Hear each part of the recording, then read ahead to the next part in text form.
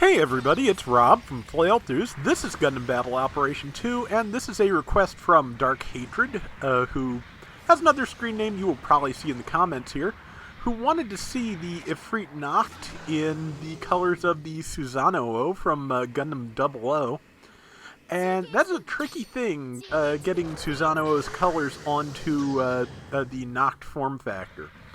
I think I did okay. This is about the closest I think I can get, but I got a pretty good round with this. The Efreet Nacht is not one I use a lot, so it's anything I don't use a lot tends to take a little more practice. But I managed to get a good round with this fairly early in, though I don't think I really used the stealth to its utmost. Given the fact that I'm standing right here with my team and all the enemies are looking right at me. You know, that kind of thing. But as it is, managed to get a shot in, didn't get the kill, but at least did some damage. I may have stunned an ally. I'm working on that because I need to be a little bit more careful. Managed to tag two enemies there. Got an assist on one.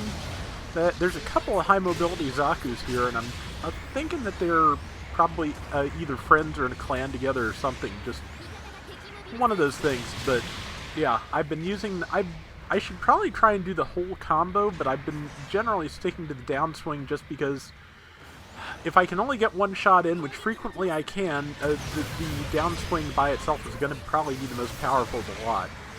And managed to get the person down right before I got killed, so off to an okay start, I would say. But yeah, I'm not good with the stealth part of this yet. Of course, it has level 3 stealth, which means it is totally invisible on radar, but it also has jamming, so it kind of announces its presence. To a certain extent, staying in with your group, if you can stay out of sight, is going to has the potential to do a lot because it creates some tension. You're there to back up your group, and you know it will give you the opportunity to slip into the chaos if you're lucky. Or or you'll get what happened to me there, which is that I try and attack somebody and the entire team just focuses me and I die. Which, it's an easy thing to happen. It's an incredibly easy thing to happen.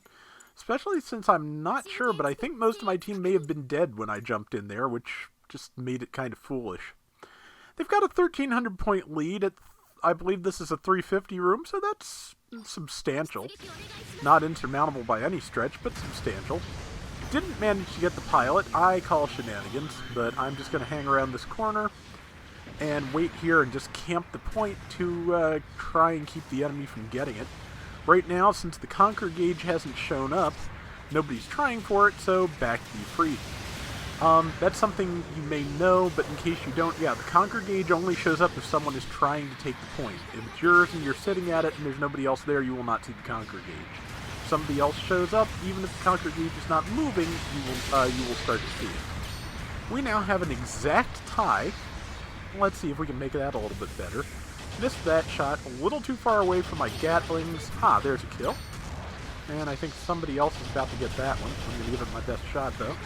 Well, somebody else gave it more best shots, and so they win.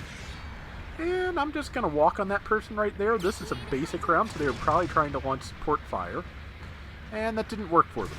So, I kind of enjoy the rounds where you end up just fighting over a single waypoint like this. It's a silly thing to enjoy, but it's just one of those things, you know? Trying to walk on the person, it's not working, and now it's just time to go fight because everybody is showing up here. And with everybody showing up here, I kind of need to get away because I need to be not dead and not in the line of fire. I think that's a Doug Schneider Efreet. It's either a Doug Schneider or a standard. Either way, it's one. I think it's a standard, which means it can tear me to shreds, so I need to be very careful of that. It can stop me cold, and it can... Okay, there is a Doug as well. But yeah, it can stop me cold, and it can do really heavy damage with type advantage, so... Let's see, no point in dropping Heavy Stagger on that one, but on this one, very much a point. And the spin. Spinning is, as always, a good trick. And just kind of hoping they will try and get through the airstrike to come at me. They did not. I missed my cold kunai, which I frequently do. I'm not great with the kunai. That's another one I'm just trying to work on. But one thing I've found is that with the double kunai, it seems like you can adjust your aim during the windup. I'm about to die. Yeah, I just got totally surrounded. They were all hanging back, and one of them did manage to pick off an enemy, so that's something. But yeah, there were at least a couple of them over there, and it would have been nice if they backed us up. Now, with like 2.5 minutes left, one of the enemy team seems to have disconnected, so we're going to have a little bit of an edge, since they left their team with only a 315 point lead. That's not going to last very long, and it is in fact done by the time I was done since. Got the Doug, and time to... there's a good target if I can get it, but I can't, and they stunned me and started the combo, but somebody countered, so I am fine. Or relatively fine. Somebody hit me, but I don't think... Oh, our Zaku 1 sniper tagged me with its downswing, which is a shoulder tackle. Not a big deal. Now we wait.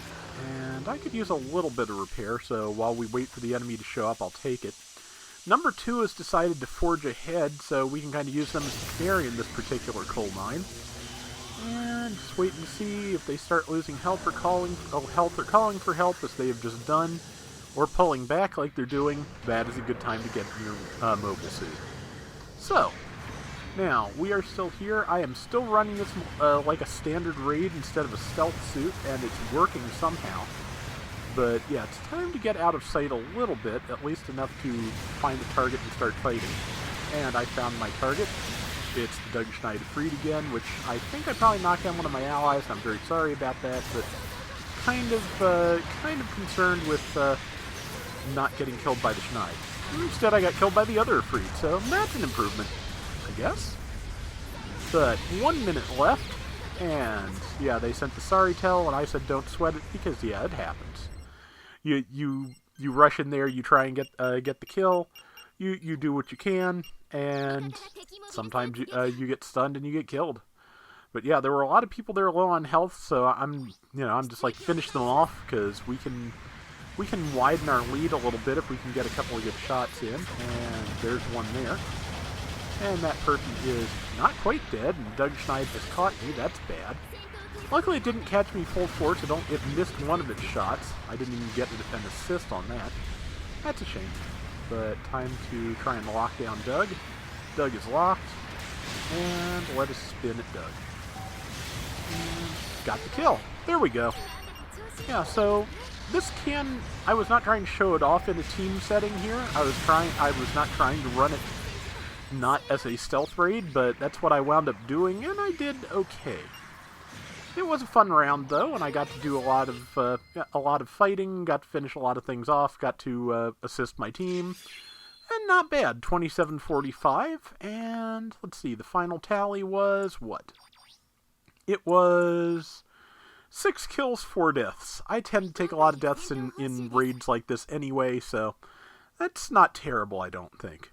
Anyway, that is going to do it for today's Gundam Battle Operation 2. Hope you liked the round, Dark Hatred, and until next time, everybody take care and have fun. Later! You know, I started to say something here about how this round featured all 3 varieties of Efreet that are still in the game, but I forgot about the Efreet Custom. The Custom just feels so different from the others that it does not sometimes register to me as being from the same family of mobile suits. If anything, it's probably closest to the Nacht, being a, dual-wielding melee suit, but it still just is kind of off in its own world. I do wish the Nacht could use the shotgun, though. That would be nice.